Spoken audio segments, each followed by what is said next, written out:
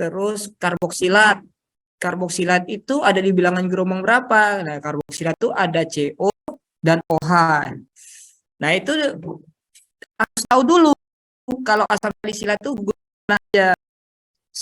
Nah, baru kamu nganalisis kalau asam atau aspirin itu apa yang terbentuk ikatannya. Oh, yang paling khas itu adalah ikatan ester.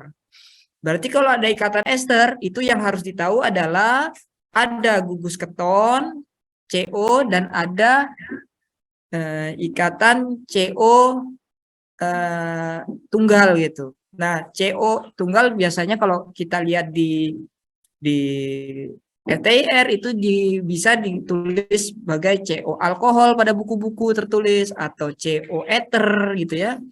Nah, itu kita bisa lihat ada bilangan gelombang berapa. Nah, itu harus kalian tahu. Nah, sehingga kalau kita lihat di sini, gugus fungsi mana yang menunjukkan bahwa senyawa ini udah terbentuk.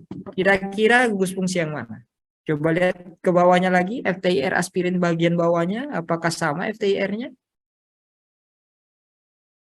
Ini hasil kokristal. Coba yang di atasnya tadi hasil apa? Oke, nah coba dikasih kecil supaya dua-duanya terlihat. Ya, oke. Sekarang itu sudah terlihat ya. Nah, sekarang yang maksudnya kokristal itu setelah dikristalisasi gitu ya, atau direkristalisasi, dimurnikan. Nah, kira-kira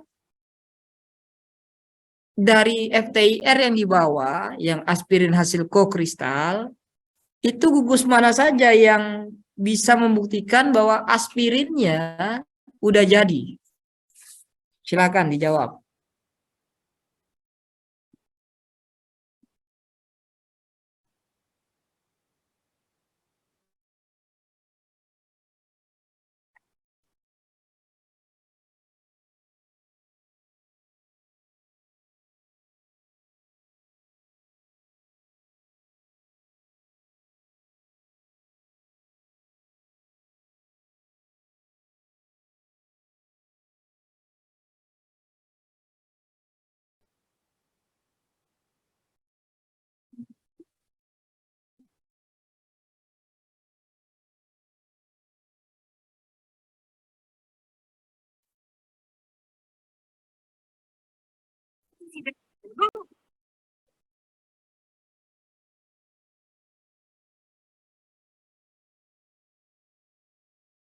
Ayo dijawab, kok malah diem.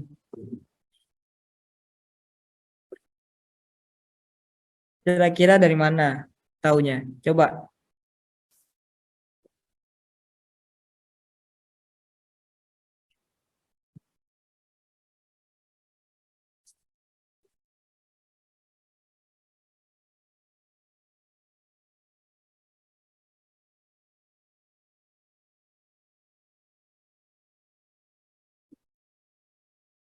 Izin menjawab Pak, kalau di gelombang 1700-an itu Pak menandakan C rangkap 2O. Bisa? Ya betul, 1700 itu menunjukkan gugus keton.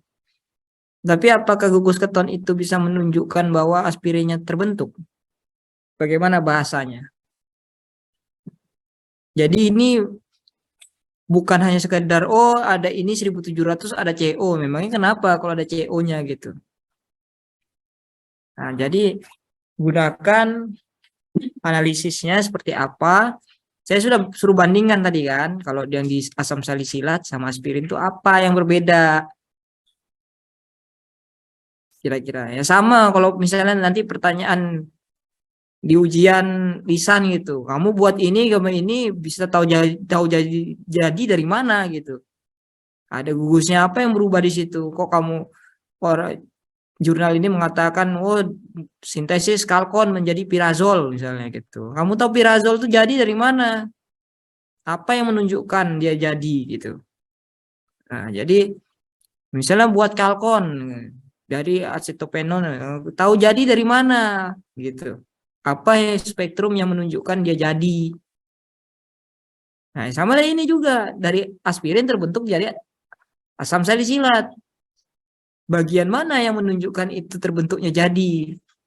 Nah, berarti kamu harus analisis berdasarkan struktur. Dari struktur itu apa yang berbeda antara aspirin dengan asam salisilat? Nah, dari struktur itu kan ada gugus fungsi. Nah, kira-kira dari gugus fungsi itu apa yang timbul nanti di senyawa yang hasil kokristal ini? Yang dimana pada senyawa yang sebelumnya nggak ada, di kokristal kok tiba-tiba ada nih gugus fungsinya. Nah, sehingga kita bisa justifikasi adanya gugus fungsi ini menandakan bahwa terbentuknya adanya ikatan A sehingga bisa dibilang bahwa terbentuk senyawa aspirin. Harus begitu jawabannya. Nah, coba analisis dulu. Ada apa saja di situ yang terbentuk?